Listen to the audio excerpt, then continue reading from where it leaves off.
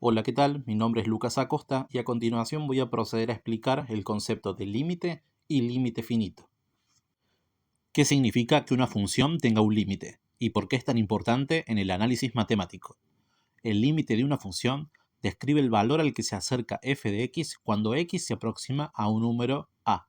Es decir, no importa si la función está definida exactamente en ese punto. Lo verdaderamente importante es cómo se comporta cerca de él. Por ejemplo, si los valores de f de x se acercan al número 7, cuando x se aproxima a 3, decimos el límite de f de x cuando x tiende a 3 es igual a 7. Y lo escribimos de la siguiente forma. Ahora bien, veamos con más precisión qué es un límite finito. Decimos que el límite de f de x cuando x tiende a es igual a un número real L. Sí podemos hacer que f de x esté tan cerca como queramos de L, siempre que x esté lo suficientemente cerca de a, pero sin ser igual a a. Esta idea se expresa de forma rigurosa con lo que se conoce como la definición epsilon delta. Dicho formalmente, para todo número epsilon mayor que 0 existe un delta mayor a 0, tal que si x está a menos de delta unidades de a, entonces f de x está a menos de epsilon unidades de L. En resumen, cuando x se acerca a, f de x se acerca a L. Esa es la idea clave del límite. Ahora bien, ¿cómo se calcula un límite? Si la función es continua en el punto, simplemente evaluamos. Pero si obtenemos una indeterminación, como 0 sobre 0, entonces debemos factorizar, simplificar o usar algún otro método que permita resolver el límite.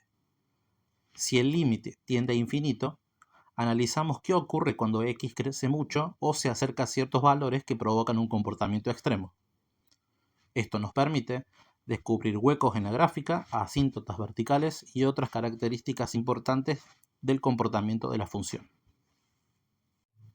Como conclusión, entender el concepto de límite es el primer paso para dominar el cálculo. Nos ayuda a comprender conceptos fundamentales como la continuidad, las derivadas y muchas cosas más. Escucheta y seguimos con la definición de límite. Bien, tenemos 4 tipos de límite. Límite infinito en un punto, límite infinito en un punto, que eso se convierte en una asíntota vertical, finito en el infinito, que esto se convierte en una asíntota horizontal, y infinito en el infinito. Bien, tenemos también un teorema que nos dice que si existe el límite de f de una función que tiene un límite en un punto y existe otra función que tiene en el si x tiende al mismo, bien, punto, también tiene, podemos sacar estas 3 definiciones, 3 acciones. Lo que decimos es que si podemos sumar las funciones, entonces los límites se suman. Si multiplicamos las funciones, los límites se multiplican. Y si dividimos las funciones y el límite de la segunda función es diferente de 0, podemos dividir los puntos. En base a estos 3 definiciones, podemos sacar otras 2, que es que si nosotros asíntotas verticales y horizontales. Una asíntota vertical es una, justamente como la palabra lo dice, como una línea, entre comillas, vertical donde la función nunca toca, pero sí tiende. Vamos con un ejemplo. Tenemos esta función de acá, que nosotros haciendo la diferencia de cuadrado en la parte del denominador, vemos que x no puede tender a 1 y no puede tender a menos 1, porque si no, la parte de abajo, el denominador, sería 0. Entonces, ¿qué es lo que hacemos? Aplicamos también un Bhaskara en la parte de arriba para simplificar la función y vemos que si x es menos 1, tenemos un límite. Ahora, si x es 1, tenemos infinito. Bien, ¿qué hacemos cuando tenemos infinito? Vemos los límites laterales. Nosotros lo que hacemos es evaluar 1 como si fuera 0,9999999, pero sin ser 1, básicamente. Entonces, lo que nos da acá es que tenemos este que es 1 menos 1, pero acá acuérdense que no estamos en 1, estamos en 0,999, entonces va a dar un 0 negativo. Estamos evaluando la función en negativo. Negativo en negativo me da positivo, por ende el infinito es positivo. Bien, si hacemos esta división. Si nosotros evaluamos la misma función pero con un 1 positivo, que sería como un 1,0000001, bien, lo que hacemos es 1 menos 1, la misma cuenta, pero esta parte nos va a dar un 0 positivo en realidad, por ende es menos por más menos y menos infinito. Entonces lo que nos estamos dando cuenta es que si nosotros venimos por la parte negativa, vemos que la función va a más infinito. Y si vamos por la parte positiva, la función va a menos infinito. Bien, las asíntotas horizontales. Que lo que hace la asíntota horizontal es una línea imaginaria donde la función horizontalmente nunca toca. Bien, nosotros lo que podemos hacer es evaluar y igual a 1 para ver la asíntota y lo que hacemos es evaluar x al infinito positivo. Vemos en el infinito positivo y el infinito negativo. Bien, dándonos cuenta, haciendo como una suposición donde nosotros reemplazamos a x por un número muy grande y a x por un número muy chico, vemos hacia dónde tiende esta línea horizontal que vemos en el negativo. Vemos que horizontalmente x tiende al infinito positivo y del lado positivo vemos que x tiende al infinito negativo. Mi nombre es Milena Casas y voy a introducir el concepto de continuidad. Se dice que una función es continua en un punto x sub 0 que pertenece a los reales cuando su gráfica cerca de ese punto, es decir, en ese punto y en su entorno, no presenta ni huecos, ni saltos, ni cortes, sino que va a constituir un trazo continuo sin ningún tipo de interrupción. Como vemos en este gráfico, si tomamos un punto x sub 0 del dominio, vemos que la curva que representa a la función, tanto en el punto como en el entorno, no presenta ningún corte, ninguna interrupción. Si bien esta es una definición más visual e intuitiva, vemos que hay dos condiciones formales que se tienen que cumplir sí o sí para que se dé esta continuidad. Una va a ser con respecto al punto x sub 0 y otra con respecto al entorno de este punto. La primera condición es x sub 0 pertenece al dominio de f, es decir, existe un f de x sub 0. ¿Qué quiere decir? Que al existir un dominio de x sub 0, le va a corresponder sí o sí una imagen f de x sub 0. Por lo tanto, no va a haber huecos. Esta condición es necesaria, pero vemos que no es suficiente porque puede haber saltos. Lo hemos representado en estos dos casos, donde existe f de x sub 0, pero están por fuera de la línea continua que debería existir. En una vemos que hay un hueco y en la segunda vemos que hay un salto.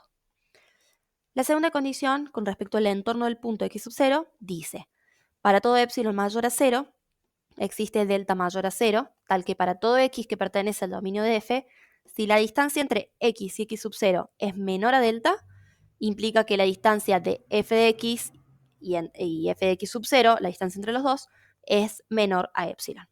En otras palabras, quiere decir que al aproximarse x a x sub 0, que sería la distancia delta, se aproxima f de x a f de x sub 0, que es la distancia epsilon.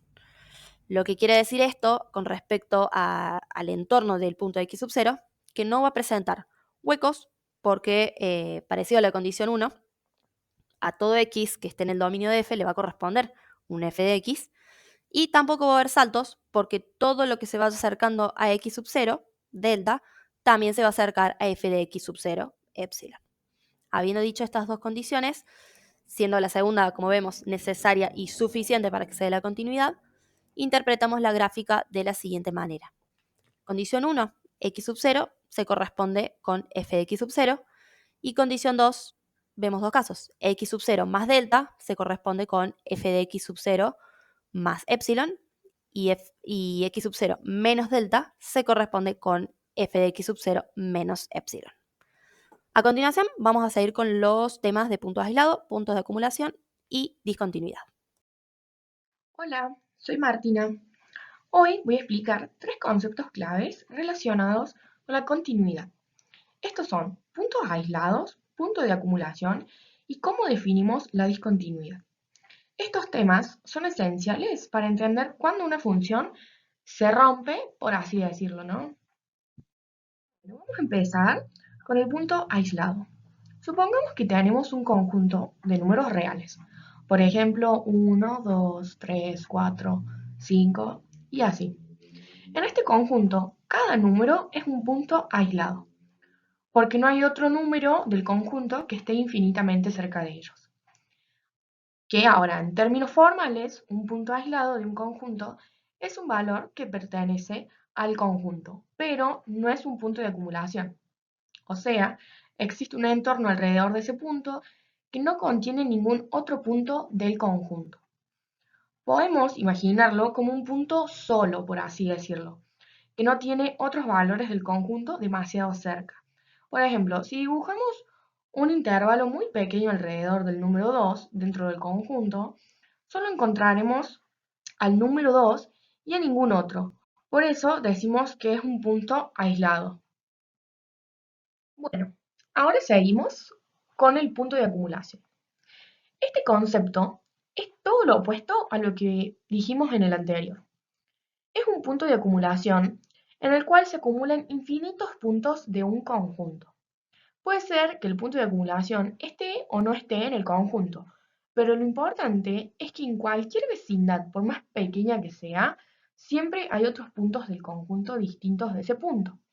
Un ejemplo muy común es el conjunto, que tiene valores como 1, un medio, un tercio, un cuarto y así sucesivamente. A medida que crece, los valores se van acercando más y más al cero. Aunque el cero no esté en el conjunto, es un punto de acumulación, porque podemos encontrar infinitos valores de conjuntos tan cerca del cero como nosotros querramos. Otro ejemplo importante es el conjunto, que es un intervalo abierto. En este caso, todos los puntos del intervalo son puntos de acumulación, porque no importa cuál elegimos, siempre va a haber infinitos puntos alrededor que también pertenecen al intervalo.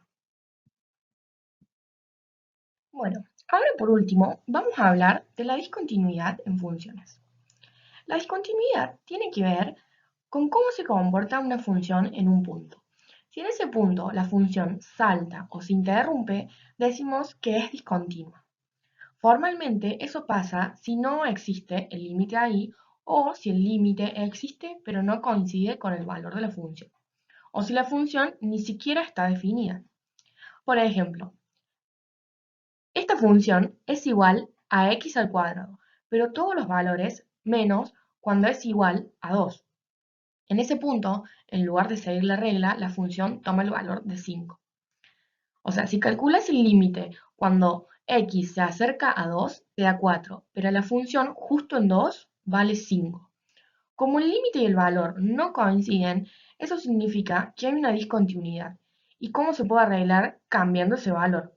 Decimos que es una discontinuidad evitable. Bueno, y ahora para cerrar, repasamos rápido. Un punto aislado es un valor del conjunto que está solo. No tiene otros valores del mismo conjunto muy cerca. Un punto de acumulación es todo lo contrario. O sea, es un lugar donde se acercan infinitos valores del conjunto, aunque ese punto no esté incluido. Y ahora, una discontinuidad aparece cuando una función salta, se corta o directamente no está definida en un punto, o sea, no es continua ahí.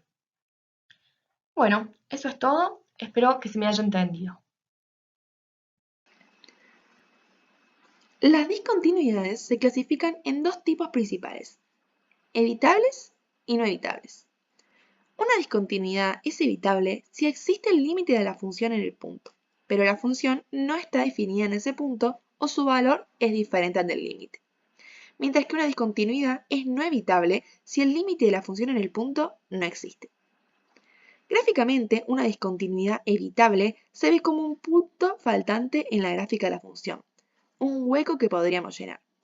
En cambio, una discontinuidad no evitable se muestra como un salto abrupto en la gráfica, donde la función salta de un valor a otro, o como una asíntota, donde la función se dispara hacia el infinito. Esto fue un pequeño resumen sobre los fundamentos de límite, continuidad y discontinuidad, conceptos esenciales del análisis matemático. Los límites nos permiten entender el comportamiento de las funciones. La continuidad nos asegura que no haya interrupciones, mientras que la discontinuidad presenta interrupciones o saltos. Muchas gracias por su atención.